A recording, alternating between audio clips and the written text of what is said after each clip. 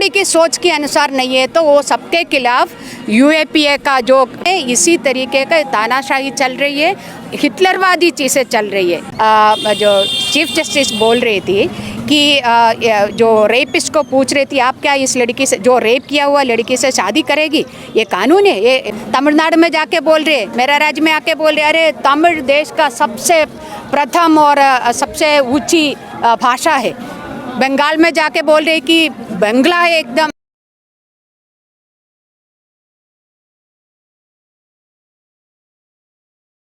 दिवस भी है, जैसे आपने बोला 102 दिन सिर्फ नहीं और 250 से ज़्यादा साथियों को भी हमने खोया है और उनका जो लाइफ उनको इस आंदोलन के लिए कुर्बान दिया है वो भी हमें इस वक्त याद रखना है।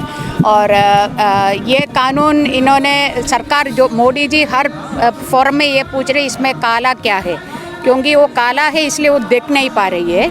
इसमें जो पहला कानून है जो एमएसपी का और मंडी का बात उसमें जो बोल रही है और किसान कहीं पर भी अपना उपज बेच सकती है करके बोल रही है, वो कानून आते आते आते हमारी देश के राशन व्यवस्था को पूरा बर्बाद करने वाला है, पूरा ख़त्म करने वाला है।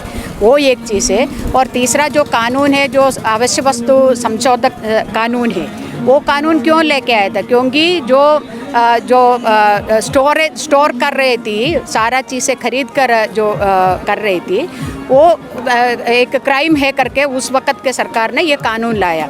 और अभी ये सरकार ने क्या किया, उस गुनाह को कानूनी हक दे दिया है। आप कितना भी खरीदो और आप जमा करके रखो और कोई पूछने वाला नहीं है। तो सबको पता है अचानक प्याज का दाम क्यों बढ़ जाती है।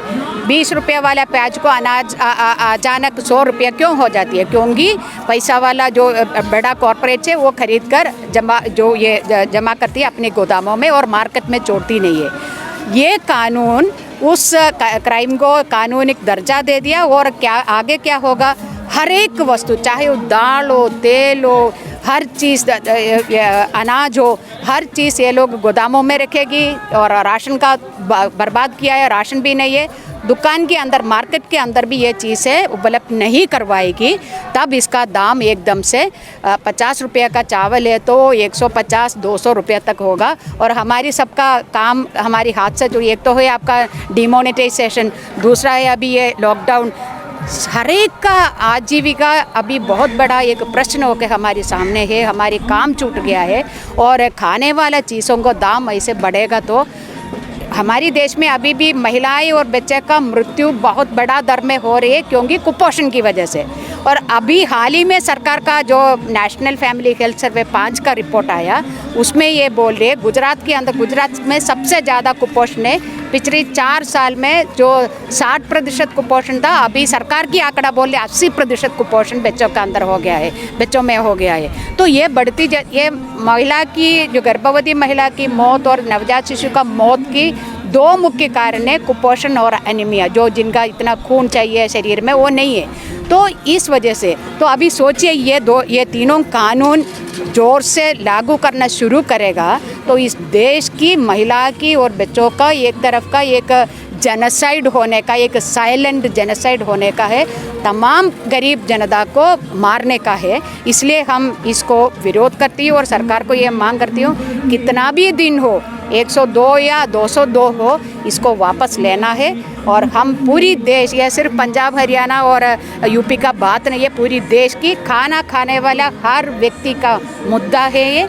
इसलिए महिला भी इसमें शामिल है, नौजवान भी शामिल है, वर्कर भी, हर लोग इसमें शामिल है। तो इनको एक दिन ये सारी लोग मिलके नरेंद्र मोदी को और आरएसएस को दिखाएंगे इस कानून में काला क्या रखा है, ये दिखाएंगे। लेकिन मैडम, हमने आपको देखा है वर्षों से, कई वर्षों से आप विरोध कर रही हैं सरकार की गलत नीति। कई आंदोलनों में आप रहती हैं, यात्रा आंदोलनों में आप रहती हैं। इस आंदोलन में उन आंदोलनों में क्या अंतर रहा? एक आंदोलन और हुआ था 1 साल पहले, वो वैसे ही समाप्त हो गया, उसका भी कोई नतीजा नहीं निकला। क्या ये आंदोलन भी उधर ही जा रहा है? नहीं, ये हर आंदोलन में कुछ ना कुछ हासिल करके ही हमारी आंदोलन खत्म हो गए। पिछले आंदोलन जो आप बोल रहे हैं, जो सीएए के खिलाफ वाला आंदोलन बोल रहे हैं ना, वो मुद्दे को हमने पूरी देश के अंदर, दुनिया के अंदर उजागर किया। वो कानून क्या है करके, इस देश की एक धर्मनिरपेक्ष एक हमारी संविधान है, उस देश धर्मनिरपेक्ष देश है। उस देश को कोई भी एक धर्म के आधार वाला देश बनाना चाहती है। मैं कोई धर्म का हो, आप कोई धर्म का हो, आप कोई जाति का हो और दूसरा कोई जाति, सब मिलके इंडिया होती है, सब मिलके भारत है। उस भारत को कोई भी एक धर्म के आधार पर, वो भी हिंदुत्ववादी जो ब्राह्मणवादी जो धर्म के आधार पर, यानी जो दूसरे लोगों के साथ मिलजुल के रहने वाला नहीं है। ब्राह्मण भी सारी ब्राह्मण ऐसा नहीं है, वो भी मिलजुल के रहती है, मगर कुछ चंद हिस्सा ऐसा है जो आरएसएस की जो ताकत है, वो लोग चाहते हैं कि इधर जो क्या है ये सेकुलरिज्म को सपोर्ट करने वाला भी, वो जो भी कोई भी उच्च जाति का भी हो, उनको भी इधर जगह नहीं है। वही हम देख रहे हैं ना, जो सेकुलरिज्म को समर्थन करने वाले का ऊपर भी क्यों हमला हो रही है, क्योंकि वो नहीं चाहती है कोई भी धर्म का हो, उच्च जाति का भी होगा, मगर सेकुलरिज्म का जो धर्म निरपेक्षता को यदि सपोर्ट समर्थन कर रहे तो आपका इस देश में जगह नहीं है, यही बोल रही है आरएसएस। तो ये बहुत खतरनाक एक चीज़ है। ये सिर्फ मुसलमान की बात या ईसाई का बात या किसी और धर्म का बात नहीं है। इस देश को, इस देश जैसा एक डेमोक्रेटिक सेकुलर देश जैसा मानने वाला हर व्यक्ति का है। तो वो चीज़ हमने उजागर किया। इस आंदोलन को भी आप क्या सोच रहे, 250 लोगों को कुर्बान दिया है, सोच रहे कि हम ऐसे खाली खात वापस जाएगी? नहीं जाएगी। आप सेकुलर और लोकतंत्र की बात कर रहे हैं, अभी फ्रीडम हाउस की रिपोर्ट आती है, वो कह रहे हैं कि भारत में लोकतंत्र बचा नहीं, आंशिक लोकतंत्र है।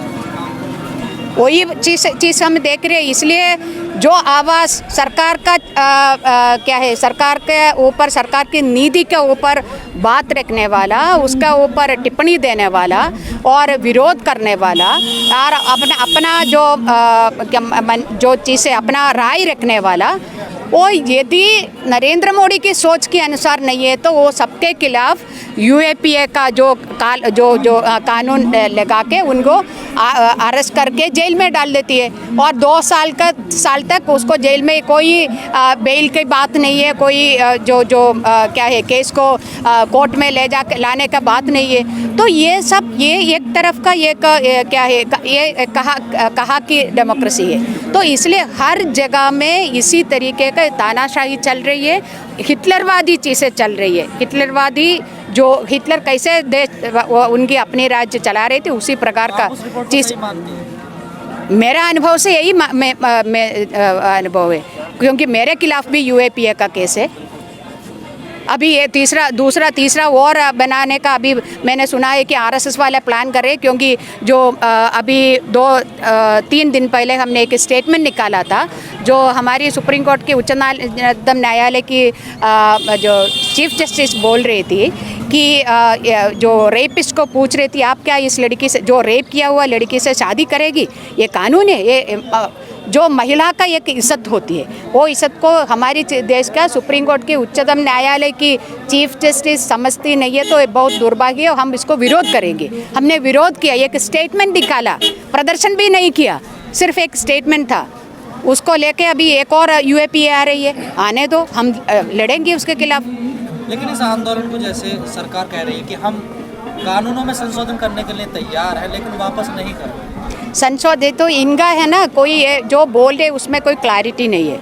संशोधन की बात, यदि संशोधन करने का ये तैयार थे तो पार्लियामेंट में, संसद के अंदर जब इतनी ज़्यादा संख्या में सांसद लोग खड़ा होके बोल रहे थी इसमें ये संशोधन चाहिए, वो चाहिए करके बोल रही थी, आपने क्या किया उनके साथ? आपने उनको हाउस से, जो संसद से बाहर फेंक दिया है ना। तो आपका जो बोलना एक चीज़ है और जो आपका करना वो चीज़ है। तमिलनाडु में जाके बोल रहे, मेरा राज्य में आके बोल रहे, अरे तमिल देश का सबसे प्रथम और सबसे ऊंची भाषा है। बंगाल में जाके बोल रहे कि बंगला है एकदम क्या है इनकी राजनीति?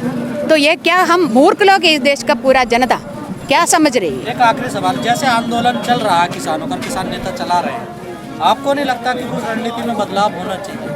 देखो, ये सारे देश मिट्टी के साथ जीने वाला, मिट्टी पे रहने वाला, मिट्टी के जो जोड़ अभी जोर से पकड़ के चलने वाला, उनको पता है क्या करना है, कौन सा चीज़ अच्छा है, कौन सा रणनीति अच्छा है, कब वो रणनीति बदलना है, कब नहीं बदलना है।